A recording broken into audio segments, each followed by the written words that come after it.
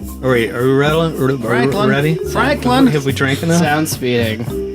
Okay, I'm gonna clip. Let me clip, okay? SHOCKTOBER!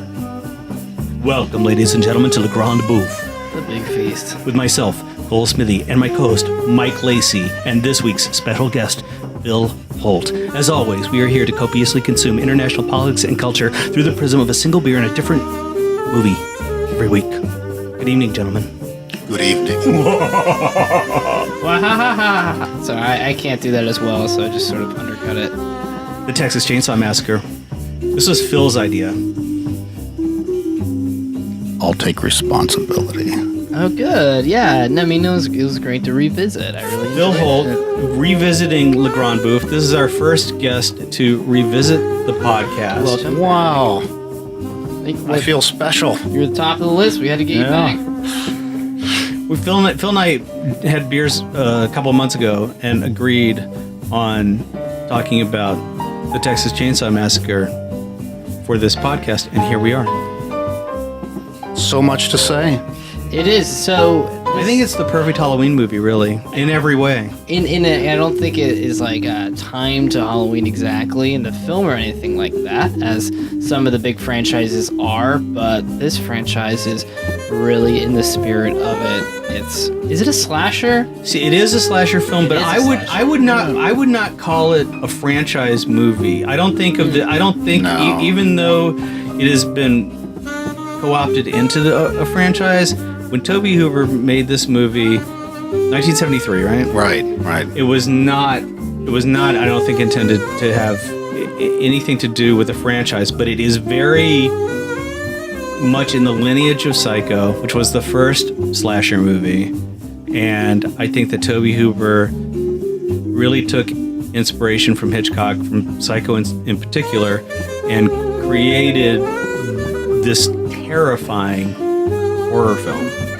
Yeah, I'd debate slasher, because if you cut all the bits of film where there's actual violence in this movie, it adds up to 30, maybe 45 seconds of actual violence. And the rest of it is just this dread and jeopardy. But the reason that it's a slasher film is because there's a body count.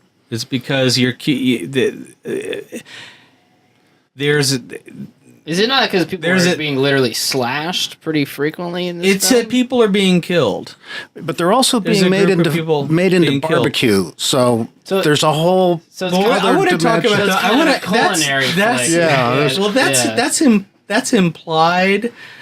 A lot. It's really it's really played on, but you don't. You're really. Do you work for the barbecue lobby? Like, I don't know why. Listen. Words on that one. Well, I don't disagree with the context. Believe me, it is very, very implied, even in the opening of the film. But I think if you follow through what has happened before the movie, we don't necessarily get the idea that these guys are running a cannibal operation. The whole barbecue thing, and it is the nastiest looking barbecue It does ever. look really grisly. It was like a bunch of weird Austrian people who had heard about American barbecue, had to set design American barbecue. They're just eating like stubby thumbs. Yeah. Well, also, when Franklin is eating his what appears to be sausage. Franklin is the mentally challenged, wheelchair-bound brother. Yeah. Is he even? Is he intellectually disabled? Like, he's a little challenged. He's certainly annoying as fuck. He is a problematic character. Yeah. The Amazon description called him an invalid, which I realized is just the word invalid, right? Like, is that? Yes. That's crazy. But he every time he takes a bite of this barbecue, he's spitting out debris. Or he's got the thing. He's just chomping. He's treating it like a cigar. He's got it just sitting out of his mouth at that one point. All right. So I have a little story about this movie. We're gonna talk about the Brooklyn Brewery Post Road Pumpkin Ale in just a moment. None of us have They're going to be glad for it to be talked about in this context. course. None of us have dared sip our pumpkin ale beer yet, but we're going to very shortly. But I have a funny anecdotal story about this movie, because back in the good old days before Mike was born, Phil knows about this. You'd be driving along down some little road or highway, and you'd look off to the side, and there'd be a drive-in movie, and they'd be showing something. And for whatever reason, it would always be at that moment when the chick was taking her top off or whatever. And I remember riding in the backseat of my parents' car, and we're somewhere near Richmond, Virginia, and we look over, and there's the Texas Chainsaw Massacre playing on the drive-in screen. And it must have been near the end of the movie, because I remember the guy chasing the woman with the chainsaw, and I remember what I remember most was the light, the sunlight. It's gorgeous. It's really pretty and really upsetting. And I remember my dad commenting about the Texas Chainsaw Massacre. You know, that's the movie. That's that movie. And I didn't see this film until just a few years ago. I staved off this movie for a long, long time, because during the 70s, this film was notorious. Mm-hmm. And everybody knew about the meat hook scene. And so it was described and thought of this movie as being particularly disturbing. And I want Phil to go last with what his experience with this film is. And I'm just gonna, mine's real quick and not that interesting, but it's basically, this film was something that showed up on, I think, the Independent Film Channel, and up until I was 14 years old, it continued to have this like notoriety as being like both the original, but still like holding up as being particularly gruesome and upsetting. And you know what? I hate to say, but I bet my sister might not feel that way. Who is she's 18 years old. I kind of want to. I'd like to give her a call and see if she has any context for it. But up until, has she seen it? You know, I bet she's seen the remake and doesn't understand what a remake is, and like, you know, she watched The Human Centipede when she's like 14. I think they're pretty jaded. But when I was 14, this movie was something that I would see snatches of and have this sort of, you know, that sort of like teenage like lusty desire to be freaked out, but also like scared of being scared. And so I don't know. I know that I had seen the first 40 minutes, maybe hour before, but this run through is the first time I saw the family sequences at the end, which is totally my favorite part. All right, Mr. Holt. I guess this causes me to take kind of a generational position in all this, because I actually went to see it when it came out. Nice. And the release date on IMDb says 74, but I think it was 73. I saw it in 74. Okay, maybe it was 74. I'm not sure when. Okay. That's when I saw it in Toronto. Okay, that's probably when it came out. I came out of the theater horrified. Yeah. Horrified and feeling Texas sweaty, like feeling like it got on me. Ugh. It was really, you know, it was a weird feeling. Yeah. Like it was, you felt a kind of shame. Like, man, this was a really horrifying movie, and there was only like 4 people in the theater for this thing because no one was going to see it. It was horrifying. It was, and I came out of a feeling a little embarrassed. Like, wow, I actually spent a little dirty. Yeah, a little dirty. I spent money. I saw this movie, and it was just so disturbing. I'd never seen anything so disturbing. The imagery, it was just like. It was icky. The production design is amazing. We're gonna take a minute to talk about the beer, and then we're gonna get right back into the movie. So, yes, ladies and gentlemen, for this ideal Halloween screening experience, we are drinking.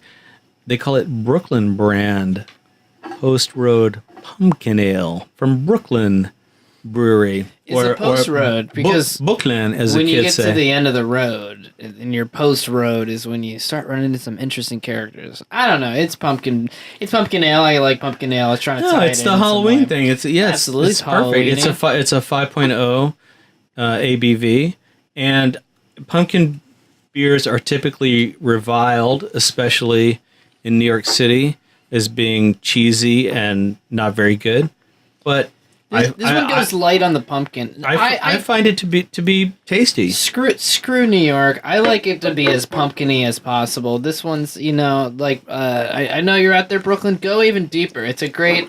It's got a little cinnamon. Yeah, it's got a little cinnamon. So I'm just taking a sip right here. I like the whole dried blood thing on the label. It's good. It's good.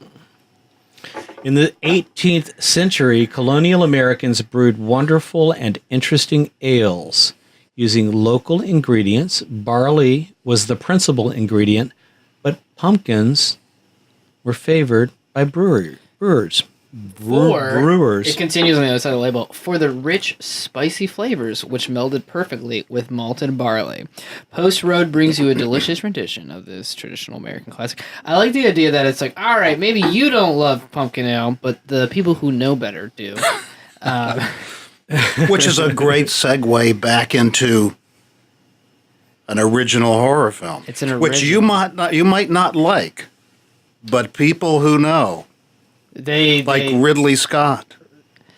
Well, here's the thing that really struck me upon this viewing. This is the second time I watched it yesterday. The second time that I've seen it is how incredibly low budget it is. Right. It is an incredibly low budget film, and that's not to say that it isn't exquisitely executed. This movie is a testament to what you can do if you are a very smart filmmaker.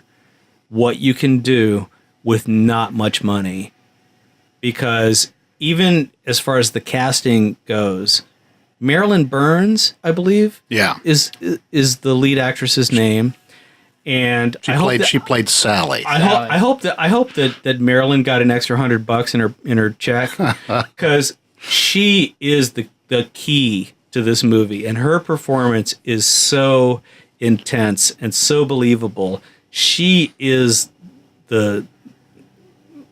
I want to say the kingpin or the queen pin of the movie. I'm not a horror buff. Even in my own friend group, I know people who are much more experts on it. And one thing that I see is that she's definitely something of a progenitor of the final girl trope. Okay, if you're familiar with this? Is in a lot of slasher horror movies. There's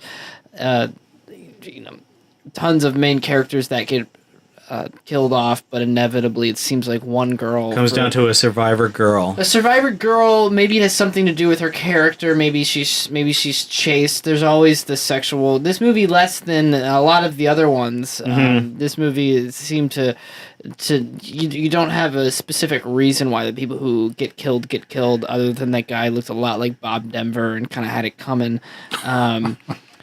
But it's a bit. All right, so let's set up the story. Yeah, let's set up because you got. I believe they're in a Ford Econoline van. It's a VW, which I think belonged to the sound guy. Oh, is that right? Yeah. It's a very accommodating vehicle. It's large enough to carry these 5 hippies, if you will. One of whom, Franklin, is a wheelchair bound. I think it's fair to say mentally challenged character. Wait, is he I'm fine if that's the case, but he just he does that weird thing. Well, there you go. That's all you need to know. That's enough right there. I guess that's the 70s film version of someone with he's playing with the knife and all that stuff. Yeah, he's kind of autistic. He's on the spectrum for sure. He's a 70s actor who's getting paid in barbecue, probably. I think these actors are probably being paid in human barbecue. Sketchy human barbecue. Okay, sorry. So the actors. But you're not really quite sure about. Sally and Franklin are certainly brother sister, right? And then they have a couple of friends who are probably boyfriend girlfriend, and then they have the driver of the van, Bob Denver.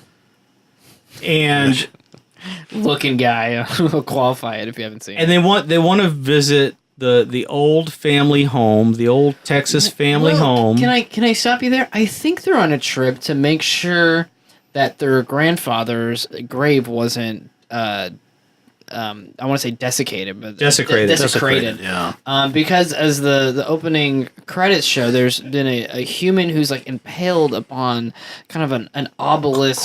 Corpses that have been dug. Recently buried corpses that have been dug up. They've been dug up, and they've been placed in particular positions of. Right, so there's some sort of strange desecration happening at a gravesite, and their grandfather was buried there, and these very kind of contrived. You don't know how far they've come. Maybe it's a day trip, but Yeah, they've been driving for a while. One thing about the arranged corpses, if you watch carefully, you'll notice, like if you want to, you watch carefully, one of the bodies has the face stripped off. yes, Yeah, Which is, it's telegraphing the punch here. There's the face of this body's gone. It went somewhere. We're going to find out about this later. Well, everything about the movie, it has what is now a common trope, which is the opening log line about how this is something that really happened, right? And these poor people suffered this tragedy.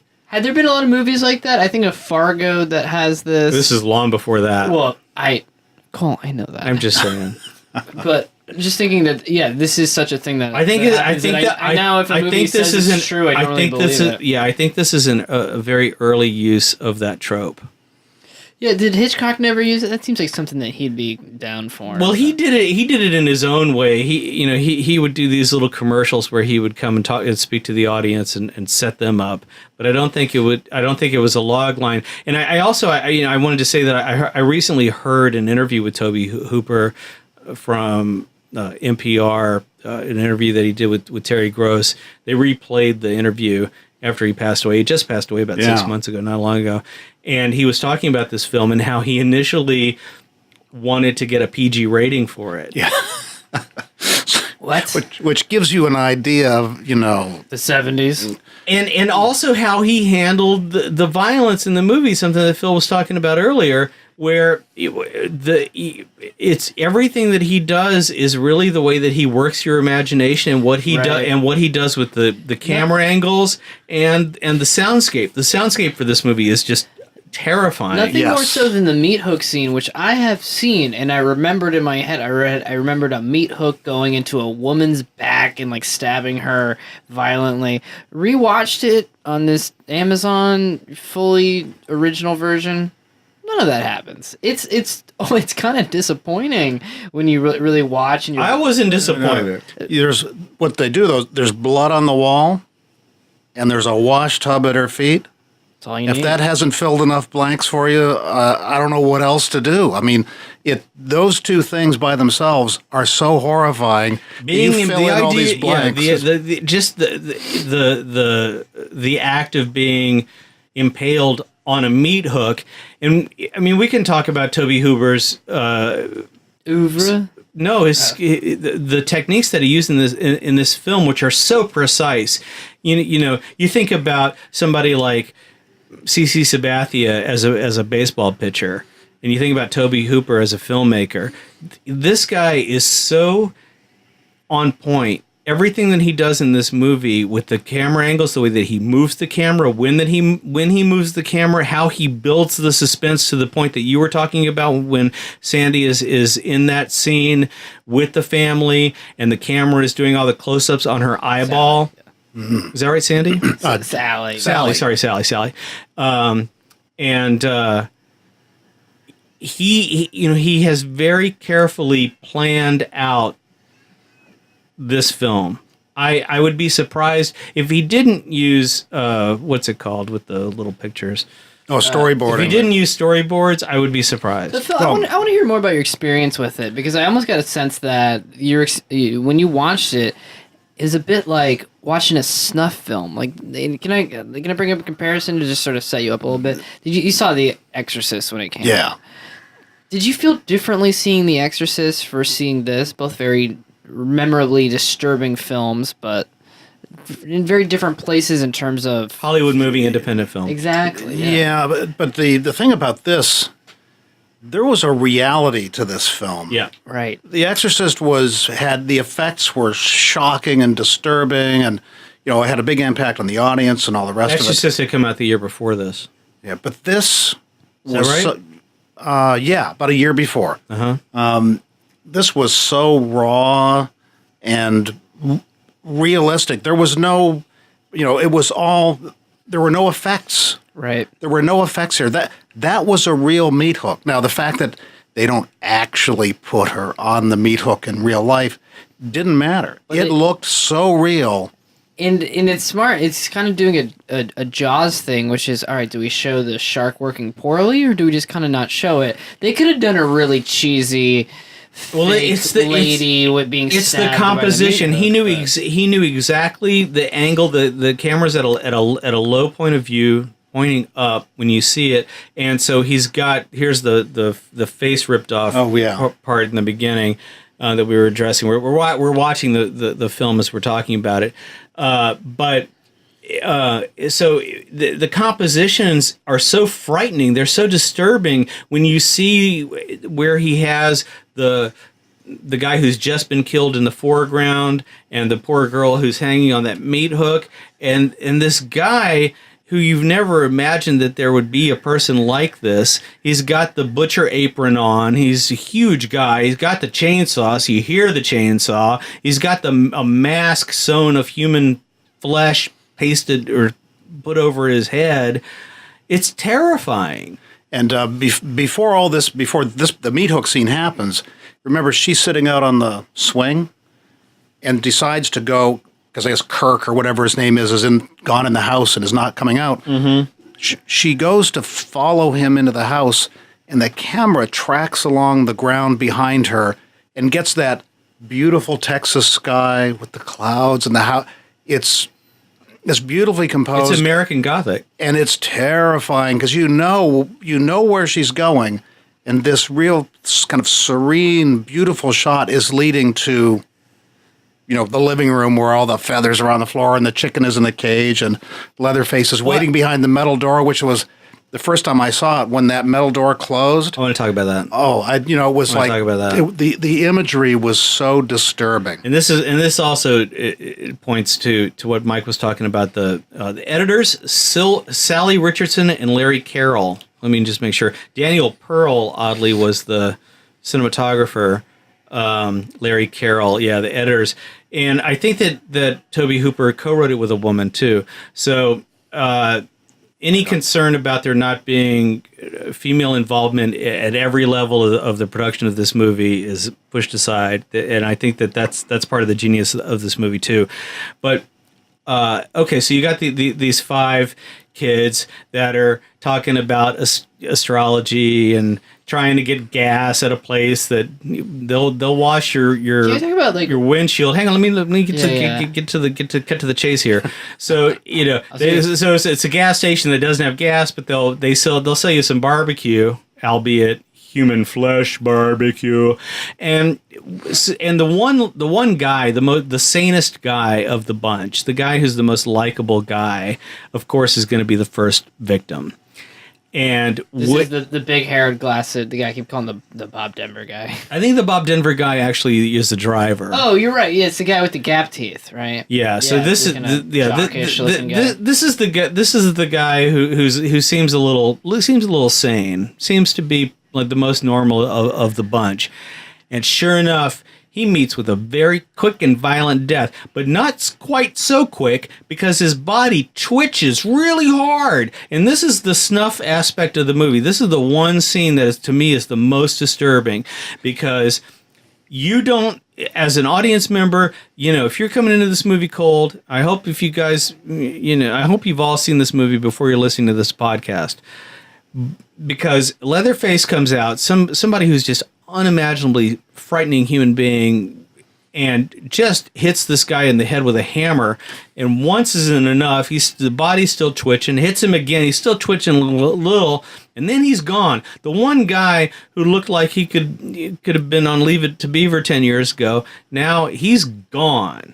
And then that steel door slams with such a fury. You've never seen anything in cinema like that until this moment when the steel door just slams across. And Tobe Hooper, he directed that for sure. And the speed with which that door slams across is just shocking. You know, you get everything about the fury of this person, this killer, this vicious killer, in that sound effect and that visual of that gray steel door just sliding across and slamming shut. Now, Ridley Scott was a big fan of this movie. And I read an interview with him where he said when he made Alien, he wanted to make the Texas Chainsaw Massacre in space. Nice. That's, he had in mind. And I think his affection for this film comes back up in Blade Runner. Remember when Pris gets killed? Mm-hmm. She does the same thing that the guy does. The twitching thing, right. And as the Texas Chainsaw Massacre. It's like, to me, it looks like his little homage in there that he's going to make sure that he's going to reference that horrifying thing. He keeps going back to his roots here. This one film, this one story that he really thought captured this horrifying side of reality or of the world or of humans. And so I did with Alien. It was very, it's Leatherface with a tail, Yeah. And I love, the stuff that he does, the imagery that he does with the moon, where there's, it's the movie starts and there's this big yellow moon, and then it shifts down to the dead armadillo, which seems like something out of Red Rock West. Yeah. That's how many times have we seen a dead armadillo since this movie was made? And, that's a trope in itself. That the movie's starting with, it's in a desert somewhere, and there's the dead armadillo. I gotta say, I drove across Texas and Oklahoma and Missouri this past month, and there's a lot of dead armadillos in this country. Damn. I think I drove past 50 of them. There's a lot of dead everything in this country when you drive down the highways. That's why every state DOT's got a critter truck to go drive down the highways and pick these things up. Yeah, and they sell them for barbecue. But you know what there isn't so much of anymore is the insects that smash on your windshield. Oh, I read that. Did you have a lot of that? Not a bit, but yeah. Not so much. Yeah, there's just fewer insects. Fewer insects it's another sign of the apocalypse. Can I ask why these kids getting slashed up? It's 1974. The hippie movement is close to pretty much dead, and is this right on the heels of Watergate? Is this a bit sealing the deal on the hippies, making sure they're getting chainsawed as much as a lot of people thought they should? I don't know. What do you guys think? I don't see anything political in this. Okay. Really? This looks like really kind of clean, essential terror. How do we create dread? Because there's the news in the background, but even the news is all violent. In San Francisco, there's an outbreak of cholera. Well, I watched this movie and I'm like, well, looking at their clothes, looking at the astrology they're into, they're so of a milieu. There's something about them, and they are essentially different from these locals, right? This isn't like local on local violence. They're outsiders, and they're definitely from a different. If it's just socioeconomic class, well, they're not too bright. These are not Ivy League college kids. They're not. But they are into a new agey thing. Take issue about it not being political. I think there is politics because all movies are political. So I think that this movie actually is really. Whether it's Tobe Hooper saying let's kill the hippies, I don't think that's what it is. No, he's not saying that, but he is having his cake and eating it too, because we get this great scene at the beginning where there's the commercial truck that comes by. And this is one of the things that gives us our inciting incident, where we know that there's trouble afoot, where there's this big rig that comes down the road and blows whatever debris all over our gang of happy hippies, sending Franklin, our poor wheelchair peer, as it would. He's peeing in a coffee can down the ravine. Can I just say that was poorly directed? Like, it was very. See, I disagree with you about it being poorly directed. I think that isn't there enough budget to really. No, I think that what he's doing is he's setting the tone for you, and he's pulling you down the path, and so because it seems a little jokey. It seems a little Right. I found it funny. I found it kind of like it was a little over the top. And I think, but by the time Franklin lands at the bottom, it's like this is just like a bummer. Like this is gross. Like the worst vacation ever. Yeah. Well, at least he put his pee-pee back before he went on his roll down the hill, which was deft. Yeah, it was a very good touch. But he must have gotten like piss all over himself, right? I feel like that's part of it. Is well, and that's never a good thing. No, exactly. You know, and then he's getting back in the van and he's covered in pee and he's just gonna complain about it. And then they pick up the hitchhiker. What was wrong with people? So I want to come back to the political thing because I think it's worth. Yeah. Well, we're gonna tie it up at the end because the big bad commercial trucker who in the beginning of the film is a huge disturbance to their reality ends up being a savior.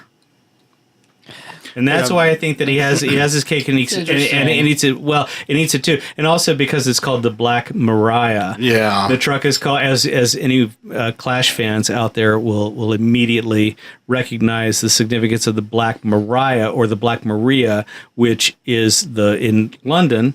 That's the paddy wagon. Yeah. Oh. That's where they pick you up and haul you off to the pokey. Let's go back to politics. What were you going to say? You know, there are a million ways to read this, and I think there's a big risk in reading too much into it because he was keeping he wanted this to be good and shallow because there were certain things he was going for and certain things he didn't want to deal with. I don't think because they're not on the screen, but think of postmodern and post this and post that. He's got a very kind of post-60s, things have fallen apart consciousness here. The news reports, people are jumping out of windows or cholera outbreaks. Even life at the slaughterhouse isn't as good as it used to be. You know, everything is in this little universe of this story is kind of falling apart. And even to the point where we're meeting these sort of post-human characters that just feed on other humans. Grave robbers haven't been caught. Right. And even the sheriff is saying, I must be at a band of international jewel thieves. You know, he's so far off track. The sheriff, right? He's drunk at the graveyard. Is that... No, he's tries to pick up Sally. Oh, that's the sheriff. He kind of takes her along under his arm. It's the stereotypical old guy who's drinking and says, "Oh, I've seen things. You know, there's a lot more going on around here than you think." And part of setting up this whole universe where everything is wrong, everything is upside down, or I love what he does with after Franklin has rolled down the hill and he's on his back. And then they have this brief little discussion about how Saturn's in retrograde, and so things are going badly.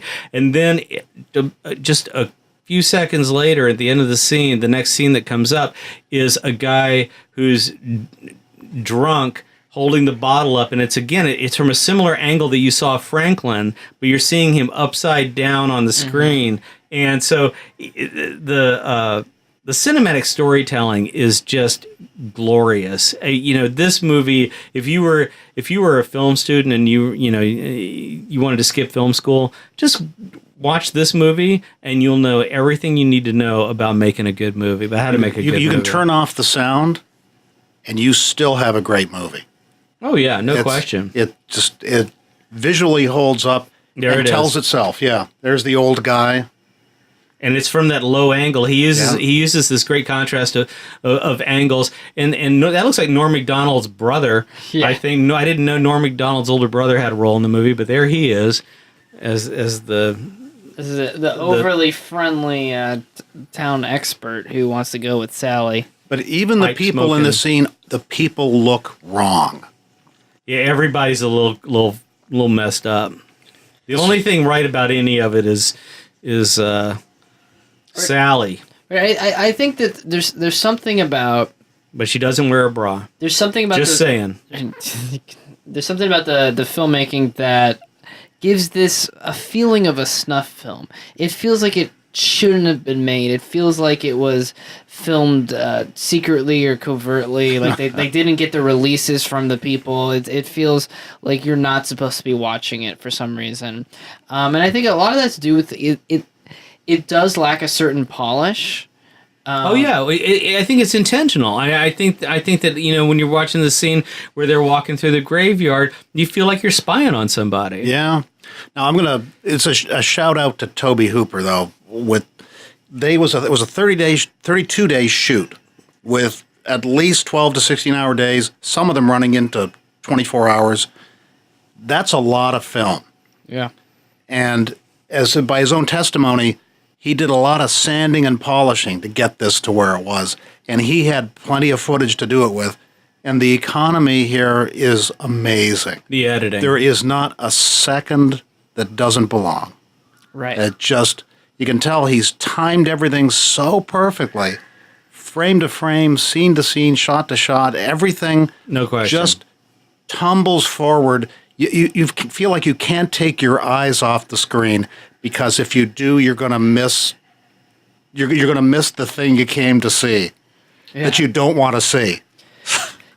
Can I bring up what I think is I don't know if this is right, but it might be the thesis of the movie. I think if I go by Save the Cat, I think it comes approximately the time of like where you kind of state the thesis, and it seems like it's voiced by Franklin. Save the Cat being this sort of overly simplistic theory, and how you're looking for a theme line. Yeah, theme line. I think the theme line is something about where he's summarizing. Oh, back in the day, they used to beat cows with big sledgehammers, and now they got a machine to do it. And this is he loves that thing, and that's another moment where you could see that he's on the spectrum, because he keeps doing the thing over and over and over about the rod going into the. If if you ever saw The Killer of Sheep, you know about that. Well, and also device. It's in No Country for Old Men. That's what Javier Bardem is going around with. That's right. He's got the sheep killer device. And it's not just about killing sheep and cattle. It kills jobs. Right. There's your political moment. Yeah. And so they pick up a hitchhiker. This is a scene I totally forgot. Is they pick up a guy who's real obviously disturbed. And there's a question, and there's a question too about whether to pick up the hitchhiker, which is classic. Which the answer is always no. I don't know what was wrong with the 60s no, and 70s. because you guys are crazy. You're crazy. If you're going to defend it, you're crazy. Why would you pick up a stranger? I just want to point out that when I was 17, I took a Greyhound bus from Richmond, Virginia to San Jose, and I hitchhiked my way to L.A. And the first time I went to the Cannes Film Festival, I hitchhiked from Paris to Cannes. So I've had a lot of experience with hitchhiking. You're crazy. And it worked out fine. But are these people, in their defense, after the bad things happen in the van with the hitchhiker, one of the drivers says, I'm never going to do that again. So they're learning. The guy has... About hitchhikers. What's on his face? That's a birthmark. That's a very terrible birthmark. It's a very intense, like, wine stain, right? Like that kind of birthmark. Yeah. He'd be played by Adam Driver now, and I'd kind of like to see it, honestly. But not as well. Not as well. I think Adam Driver would overplay it, make it over specific. This guy is it's very unpredictable watching it. You really don't know where this and the other girl, the other girl who will soon be a victim reminds me of Mary Warnov's sister. Oh, who? Mila Kunis? Mary Warnov? No, I'm just recasting this movie. Oh, okay. Yes, I believe she has hairy armpits. I'm just saying. So this guy is a real piece of work. He's got some coonskin pocket thing that he wears around his neck, and he's got a camera which is all too nice for somebody like that to be lugging around. It's a nice camera. It's a pretty nice camera. And I guess he's not great. It's a Polaroid. It probably came from one of the visitors to the family homestead there. That's a great point. Because there's a lot of cars parked behind there that they got covered up. So, all right. So let's put the thing in context as a horror film, because it has all of the great elements of the haunted house, and it comes. I want to keep talking about the production design on this movie, because whoever the production designer, I'm gonna look him up in just 1 second. Whoever the production designer on this thing was a genius, because you'll see there's subtleties in the gas station where there's the hook and the chopping block, and so they're mirroring the meat hook where the girl gets hung. In the chopping block that the guy gets chopped up with the chainsaw. It's there. It's also there in the gas station. Every little detail, and not the least of which is when our girl Sally gets tied to the chair. Inexplicably, there are human arms with the hands still on them that are strapped on top of the chair arms that her hands have to be strapped on top of. Let's make it a little. It's horrifying. You want to talk about a haunted house? This is the ultimate haunted house. So but it's haunted by real people. You wanted to relate this to Psycho, and I find it Psycho is based on inspired by Ed Gein, but this movie, I feel like finally cinema could catch up to the shit that Ed Gein was into, which was there's making lamps out of people, which there is explicitly one of, making clothes out of them. Silence of the Which Lambs. the Nazis did. Silence of the Lambs is also owes a lot of debt to the serial killer. He did a lot of digging up bodies too, so I think he really influenced this. But I don't know. I don't want to just go on with my own serial killer. Phil, are you into serial killers? Not especially, but I did love when Sally ran upstairs and met Grandpa. Right. And Grandma's there, just like in Psycho. Yeah, that's right. And the dog. Oh yeah, the dog. And you realize he's not very well preserved, but he is somewhat preserved. But this is a real family tableau here. It's crazy, but they're a family. They're all in on it, they're not. This isn't a lone serial killer thing. This is a bit of but it's also not the trope of the whole town is in on it. Like they're all Satanists. It's a family that has preferences. So the production management credit is given to Ronald L. Bosman, and the makeup department, incredible job they did. W.E. Barnes and Dorothy J. Pearl as Dorothy Pearl. Art direction, Robert A. Burns. So I hope that all these people went on to make lots of money, because I'm sure they made about $50 making this movie. But boy, the work that they did on this film, it's all on the screen. Yes, it absolutely is. And so we're talking about it's what's fascinating is they really deliver this idea that they're a family in this together. And the final scene, which I had not seen till now, is it's not just Leatherface on his own slashing people up. It's a very scary concept that a whole group of people, a family, could be in on this. Yeah, and the idea that by that point in the film, you're watching kind of a new normal in the little universe of this family. This is completely ordinary. This is normal. Yeah. The guy that they call the cook saying, "I don't want to do it. You take care of it." He wants to watch, but you take care of her, and then I'll take care of the rest. Because he's the cook, and they're having this family debate about who's going to do what, and it's for them completely normal. And even at the beginning, there's a guy who says, "I've seen things, I know things." The town appears to be aware of this too, Right. and kind of just lets it be. You think about movies like I Spit on Your Grave, which is pretty closely connected also to this. I wonder, is I Spit on Your Grave, was that before this?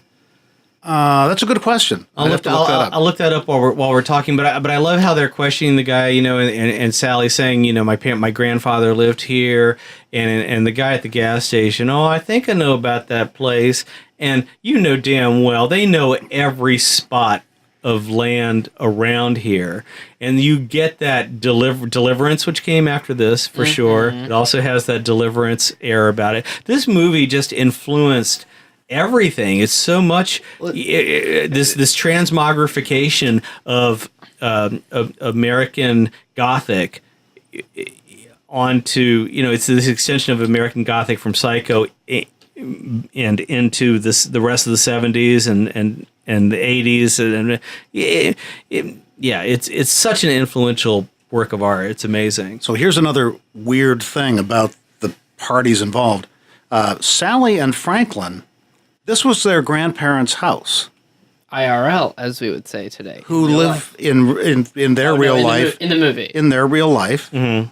And which just happened to be next door to these cannibals who've been living there forever. Right. So they didn't know. Right. So, you're immediately drawn to think that there are a lot more connections in this little universe I thought than that are too. ever revealed, Yeah. but they're there, they're shown to be there, and they're left for us to just kind of scratch our heads and wonder, how did these people get drawn back into a situation where everybody kind of knows? You'd see the people at the graveyard, they all look like the people who live in the house. This town is filled with these people. I think you bring up a great point, is that this is not a story of people going to an alien place. This is people going to the past. They're progressive people. And so whether it's political or not, just abstract it. They're into something that is new age. They are new types of people. They are into seeing the cosmic and the They're reading astrological. they're reading astrology. Right. They're And yet they're taking a trip into the past and seeing something terrifying. But they're not connected to their past is the real story. Yeah. They haven't stayed in contact with any of this stuff. They haven't been doing their due diligence to keep up the house, to do any of that stuff. They're really going back to mock their history and laugh and laugh at it. That's a great point. They're going back and they're like, look at this shitty house, and it's like, that's your family's house, right? Like maybe you should take care of where you come from, right? Like you're not these just like enlightened hippies that are totally detached. And I'll make it explicitly political. It's come to roost the people of this age. Like, what if you don't tend to where you come from? And there's a lot of scary, intense things that are popping up in society that we haven't tended to. They're not very worldly. They don't know enough to be frightened when they should be. And in a way, the movie doesn't say this explicitly, but it's implied on the screen that the way they think the world is not how the world really is. Mm-hmm. They're walking into how the world really is, which is this savage place where people feed on each other and rob graves, and the things that they think are true really aren't. There's the way the world is underneath that's really scary because it's real and it's how things really are. And they stumble into it. Right. They think they're eating barbecue, but it's not really barbecue. But you also get the sense... You go to McDonald's, you think you're eating a hamburger, but you're really eating you also get an industrial product. But they don't even know what barbecue is supposed to be, right? Right. They even have there's even a comment in there about that. Well, and also, it's not falling into the cliches of every other slasher movie, a la Friday the 13th, where it's a bunch of teenage kids who get punished for having sex. Sure, Sally's very comfortable with her body, and I'm sure that these kids are all sexually active, but that's not part of this story. Right. I think it's very clear, and it's interesting. Is what they are 105 to 210 pounds of meat walking around. That's what they did wrong. Is that they're cows. They're not people at all. They're cows that are a little more fun to bash on the head. Is all that they are, and that's a very scary thing to be seen as flesh. Mm-hmm. And also, and this is persistent through the whole film, their trust is always misplaced. These are people, the main characters, who in one scene after the next trust what's going to happen. They pick up the hitchhiker, they go to the graveyard, they trust the sheriff, they pick up the hitchhiker, they stop at the gas station, the guy gives them the bullshit story, and they're trusting everybody. Sally runs the gas station for help later. Right. Every time they trust somebody, it is absolutely the wrong thing to do. And it's every time. There is nobody to trust in the reality of the movie, and their trust is always misplaced. We're talking to you, believers of democracy, voters. This came out in 1974, the year of Nixon's resignation for involvement in the Watergate scandal. And it's, I'm not saying that that's directly connected, but it's like this is a time in America that it's like, yeah, what the hell would you trust? You know, what would you be like, this is a thing that I could have faith in? You know, not the counterculture movement, not the establishment, not the military, not intelligentsia. Yeah, I mean, like, I get why this came out there and how it's one of those things that I don't think Tobe Hooper is sitting around trying to make broad statements, but it kind of feels like it explodes from the zeitgeist, you know? What's left after all those things? You can't trust government. Who do you trust? You trust the family. Chainsaw. You trust the family unit, right? And you meet the family unit, and they're cannibals. Well, he's such a fan of the macabre. We're watching the scene where the girl's going through the house, and there's just bones and feathers and a chicken in a cage. I love the chicken in the cage. The rooster in the cage. When you think it's about so it, gothic, and putting a chicken in a cage is one of the nicer things that humans have done to chickens. Right? Like, normally their necks are being wrung. They're in factory farms. Normally there's 6,000 chickens per square inch, and they're too fat for their legs. Boy. And it's almost like they're treating the chicken as a little pet. You know, they're like, well, this is Betsy. And I think it's the inversion that's freaky. It's like, shouldn't you be trying to eat this chicken, you know, and rotisserie it up? But you're almost treating it like it's a parakeet. Well, topsy-turvy. We're watching the scene where you know, where what do they call him? Leatherface. Where Leatherface is plunking the girl onto the hook. And this is the scene. This is the notorious scene. And you do see when he sits her on that hook, it really looks like what's the cannibal movie where the girl is impaled, where they took the guy to court because they thought that he really killed the girl. I forget, but they made him prove that it was fake. Yeah.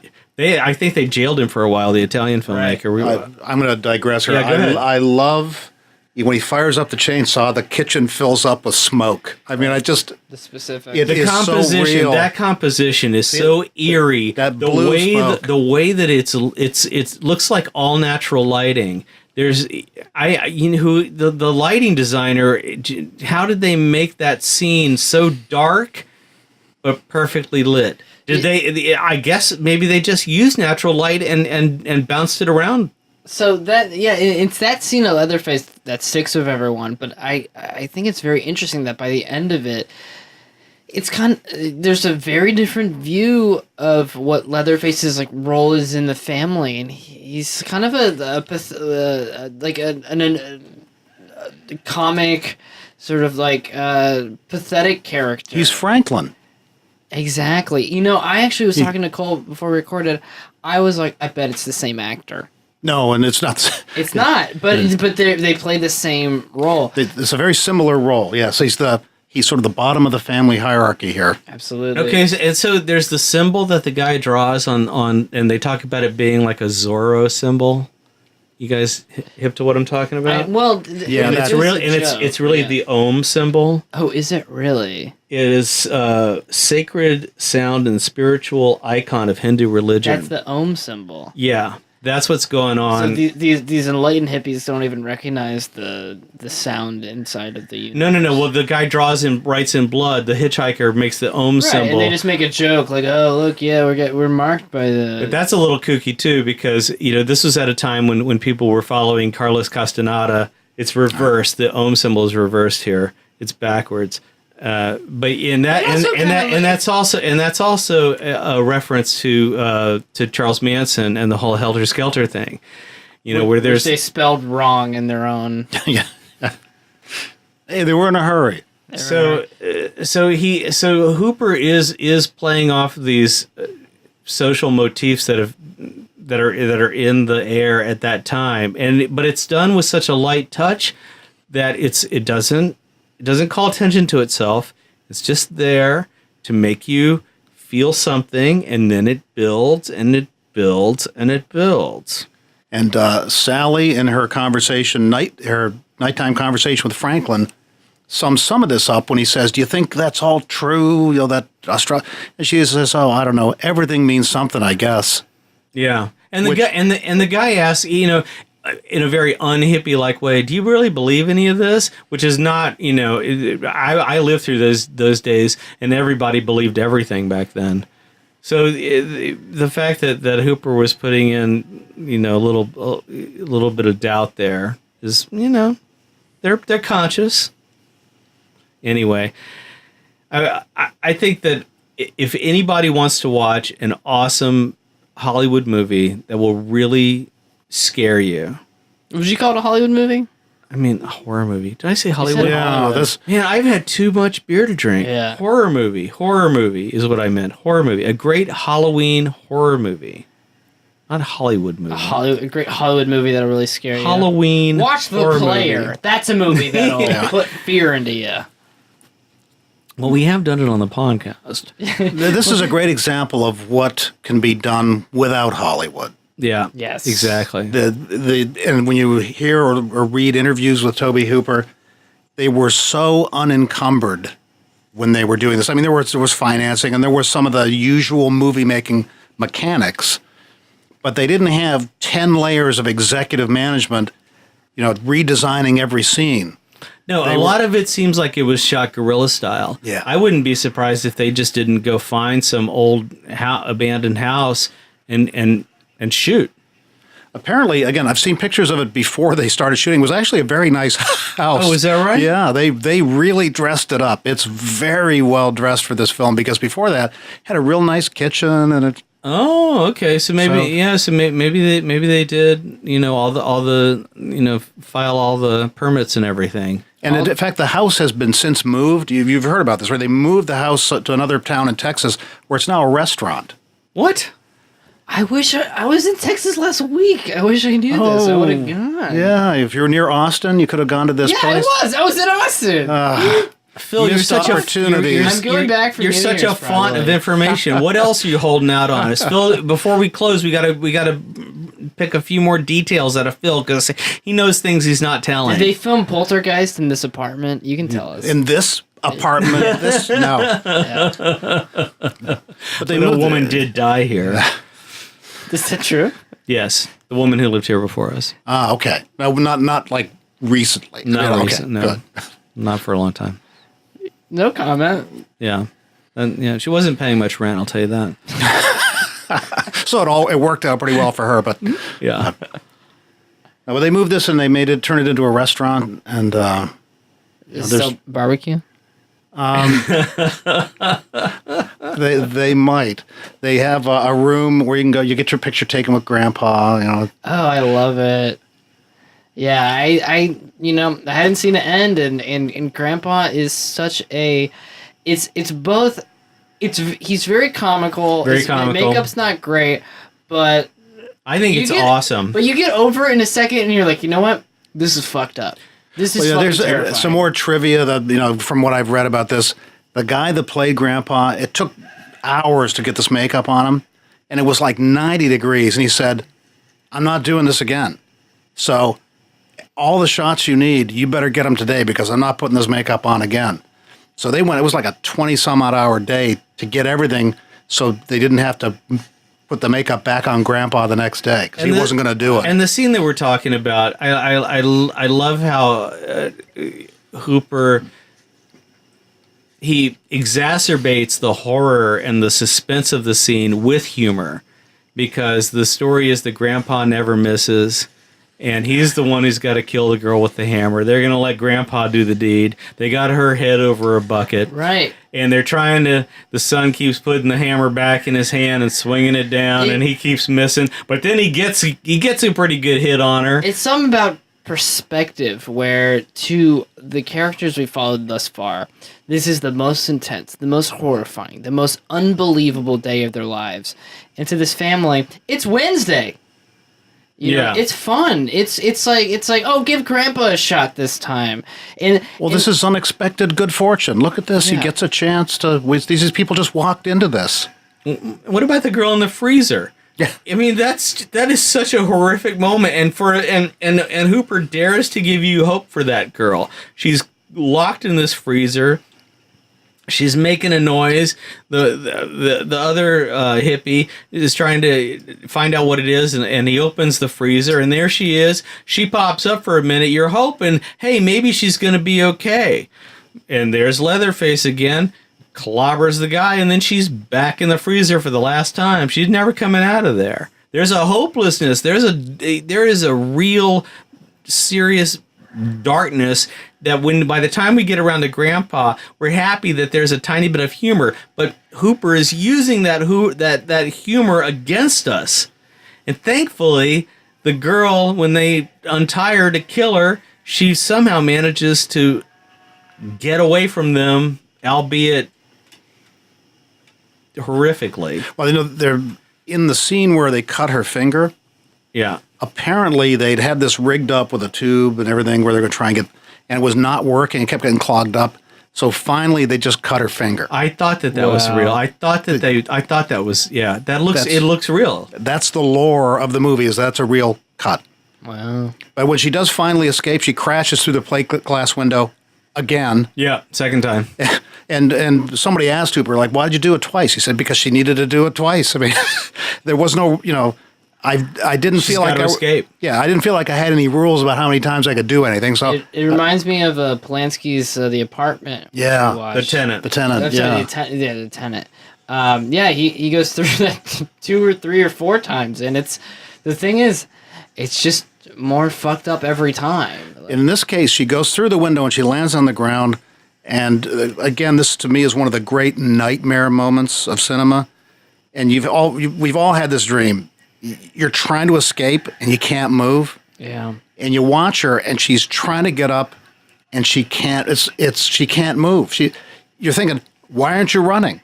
Because she's in pain. It's a real nightmare. It's the real nightmare. The idea that you need to run, you got to run, you want to run, and you can't run. It makes the nightmare 10 times worse. Or when her hair gets stuck in the thicket. She's running through the thickets, and her hair gets stuck in the thickets. That's the dangers of having long hair. Yeah, that's what you get, you hippies. That stuff happens. And she's running off the property, and they're chasing her, and they're right behind her the whole way. The hitchhiker's sort of waving his arms behind her. Again, it's nightmare imagery right out of your subconscious. Absolutely. It's a perfect film. I think I give it an A+. I don't think he could have made it any better. I think that he really lulls you in with the tempo in the beginning, and he just keeps escalating the suspense and the horror more and more and more and more and more and more. And just when you think that everything's going to be fine, it escalates more. Now, and as a production note here, we've been watching the new 4K restoration. 40th anniversary. Yeah, which is beautifully done. It's very watchable. When I saw it back in 74... Super grainy. It was... You talk about a snuff film. It looked like it had porn quality production. It was very grainy. That's what I was going to say. It almost looks like it was shot on 16 and transferred. It was shot on Super 16. It was. There you go. And then transferred to 35. And so it had this really kind of can you imagine oily quality. Tobe Hooper is shooting on this tiny little camera. He's shooting all this stuff on a tiny little camera. Incredible. That's how he gets in the van, right? Like, there's something about it that's more intimate than you can do with a Hollywood setup. That's true. But everything that he does with the Dutch angles and the low angles and the reverse pull focuses and just everything about the camera design, the way he lets the light strikes come across the lens. That's all the stuff that contributes to this movie feeling like it's a very personal experience. Yeah, I'm generally not big on people messing with the material, but this restoration really does justice to what I would believe Hooper had in mind for the film, because the original print that circulated was shit. I mean, it was crappy. Yeah, crappy. And horrifying, but crappy. This really pulls the imagery out and puts it in front of you in a really spectacular way. I think it's a credit to the people who restored it really respected the content. Well, shout out that I personally watched it on Amazon Prime. It's streaming on Amazon Prime. So if you want to watch it on Halloween, you've got a perfect opportunity to do it. I want to thank all of our listeners, and of course, Mr. Phil Holt. I guess before we let you go, Phil, did we really get everything out of you about all of your stuff with your plays and the work that you're doing right now? No. Come on, fill us in real quick. Give us the capsule version of where you're at with your plays, because Phil is quite the dramatist, and he's had a lot of success in London recently, and just want to catch some of that. Headed back we did a staged reading of a full-length play in August, a rehearsed reading, with kind of minimal production, so the actors had script in hand, but they kind of moved around. And what was this for? Full-length play that's going to be up in the spring in London. Where? In London, off West End. Okay. And what's the theater? At Stockwell Playhouse is where we did the reading. Okay. We're going to do another one in December. That's the plan, after I've done a couple more rewrites to the play. At Stockwell Playhouse? Probably at Stockwell Playhouse again. They're kind of sponsoring the production in the spring, so it will highly likely be for 3 weeks at the Stockwell Playhouse in the spring, with the hope of moving it to a bigger venue after that. We'll see. It's a process, but the next step is the next reading. We'll see how that goes, see what the feedback is. And what's the name? The play is called The Peregrine. Ah, the book that Werner Herzog is such a fan of. There's a book of the same title, yes, but this is a different. Although interestingly, during the process of the early writing, I had read that book. Yeah. Because I really wanted to understand the biological mind of the bird, the predator, their habits, because the main character of the play is a peregrine, and I wanted him to reflect that. That gestalt, that predatory animal gestalt, and I'm working on that. So hopefully next spring it'll be up, in production. Well, we have a lot of UK listeners that are always tuning into our Adam Curtis episodes. So we do. Please, let's send them. Let's get the Le Grande Bouffe bump over there to the Peregrine. Then a shout out to the Stockwell Playhouse for their 5-minute festival this December. I have a play submitted there. We'll see if it gets accepted. But it's usually it's 5 nights of great new writing. These 5-minute plays are all it's a spectacular evening. There's so much fun stuff, and dollar for dollar is or pound for pound, the best theater value going, because you can go and you can see 6-8 plays in an evening, or more depending on how they schedule it. And it's all new writing, original, brilliant young actors. It's a great week. So very cool. If you haven't got your tickets yet, go to the website. Pick a couple of evenings. And what's the website? StockwellPlayhouse.com. Great. Well, thank you so much, Phil, for joining us, and thank you all for listening. Please do us a favor and share and like us. And if you go to colesmithy.com, you can see all of our podcast archived, and you can also pledge your support for La Grande Bouffe, the Big Feast, through Patreon. You'll see the link if you go to any of the pages other than the homepage. You'll see the link down on the right-hand side. And as always, remember to turn your cell phones off when you're walking, driving, riding a bicycle, or watching a movie.